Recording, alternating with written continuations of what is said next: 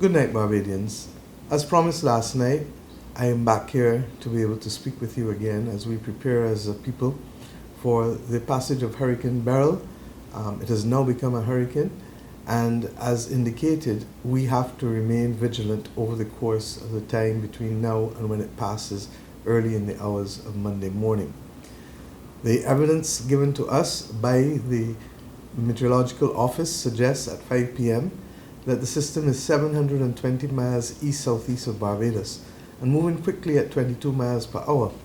The winds are Category 1 hurricane winds, 75 miles per hour, and therefore, as I said to you last night, we remain absolutely vigilant and need to take every precaution that is possible for ourselves, for our family, and for our neighbors.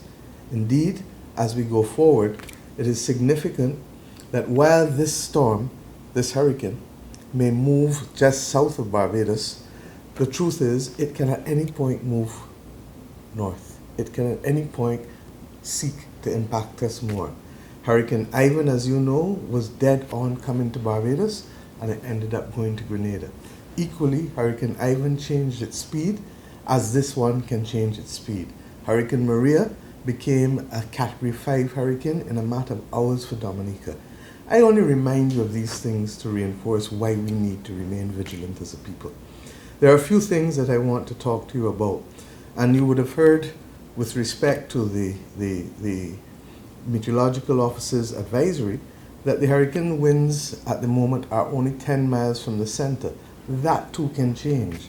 That the storm force winds are 50 miles from the center. That too can change. But if it remains on current trajectory, we may be a little better off than we thought last night. The reality, however, is that we know all of this can change because it is a small system that is only 95 miles wide, and therefore any shift at all can significantly impact us. I want to remind us of a few things as we prepare. I'm sure many of you went to the supermarket today. Many of you checked up on your family to make sure that those who need assistance can get it. Many of you are boarding up, as is our custom, because we know that it is better to be safe than sorry.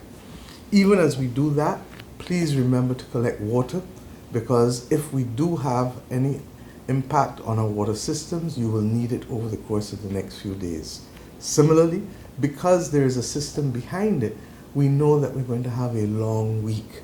And that long week means that we have to be patient and we have to be vigilant. The reality is, I'd like to ask each of you too. Many of you have these new garbage cans that were distributed a couple of years ago. Many of you have old ones. I'm asking you to move your garbage cans or tie them down inside. Why? Because at the end of the day, if high winds come, they can become a missile or a projectile that can hurt somebody or break somebody's windows. The truth also is that if we do that, we need to also look around our yards tomorrow to make sure that there's nothing else that the wind can pick up and cause injury to anybody else. God forbid that that should happen. I'm asking you as well, even as you do that, to continue to ensure that you have your medication in order and that you have the people who you know. I asked the young people yesterday to reach out to others in their community and to make sure that they're safe and work with the DEOs. There are also concerns with respect to pets, and those of you who have pets, you need to take all necessary precautions to protect them as well. My friends, as we go forward, we've had some consultations up this afternoon again.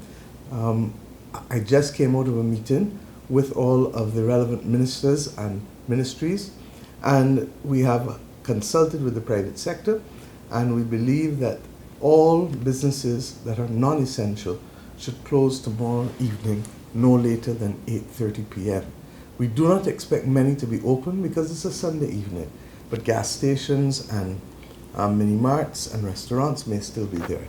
Equally, we are saying to those of you who have promotions or public fetes, nothing can go on beyond 8 p.m. tomorrow. If not, we will have to ask the police to come and have a word with you, because the reality is that we do not want to put anybody's life at risk in this country. The Met Office has been very clear that even though they expect these winds to come around 2 o'clock in the morning, it can come earlier. It can come as early as 8, 9 o'clock. And that is why tomorrow, when the Hurricane Hunter goes in, we will report and be able to give you an even more accurate position with respect to the nature of the system and the other attributes of the system. In addition to that, the work continued apace today with the Ministry of Public Works. They went into Trents, to Goodland, to Deacon's Farm, to Kensington New Road, to a number of areas I am informed. And tomorrow, they'll continue in Wotton, in Holt Town, in Work Hall, in Woodburn, in Fitzvillage, because as we know, these are areas that traditionally have been subject to flooding concerns, and they're cleaning the drains and doing all of the things that are necessary for us to ensure that there's minimal damage to property and certainly no loss of life. My friends, today was World Cup, and we hosted the world. And I first of all want to congratulate all Barbadians for doing us proud and ensuring that we not only showed up to the world that we are capable as a small state of doing these things, but that we gave our visitors a good time. But equally, our visitors are here with us, and some of them may be due to leave tomorrow, but some are not due to leave until Monday and Tuesday. Some of them have never gone through a hurricane or a storm before. We met with the BHTA a few weeks ago and yet again yesterday, and we therefore are conscious that we have plans to take care of them. But I ask each Bajan to be conscious that with as many visitors on island, that we now want each Bajan to be that best host that they can be and to take care of persons, particularly those who may be anxious about what a hurricane involves and what happens in a storm. I ask you therefore to work with me to ensure that those who are not able to get out tomorrow will be able to have the support of the hotels and the general workers and staff and everyone with whom they interact over this period of time. I spoke about the closure of businesses. I'm informed that the airport will probably close on or about 8 p.m. tomorrow night, but you will have further advice on that tomorrow, particularly after the Hurricane Hunter goes in. I'm asking therefore, my friends, that we accept that this is going to be a long week. It isn't the one that we expected, but it is the one that we have.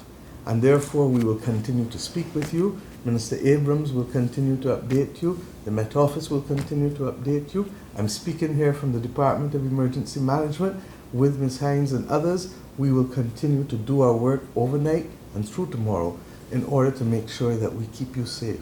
But this is not a one-way road. It's two ways. I need you, you need us.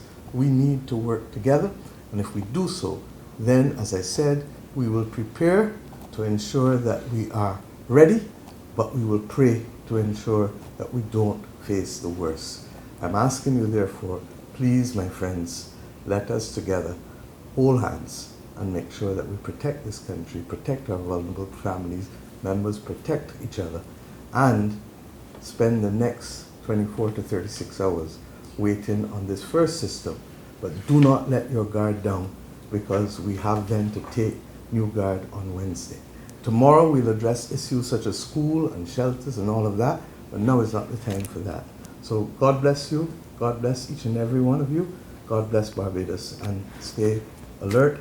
Only trusted news media, as I said last night. Thank you.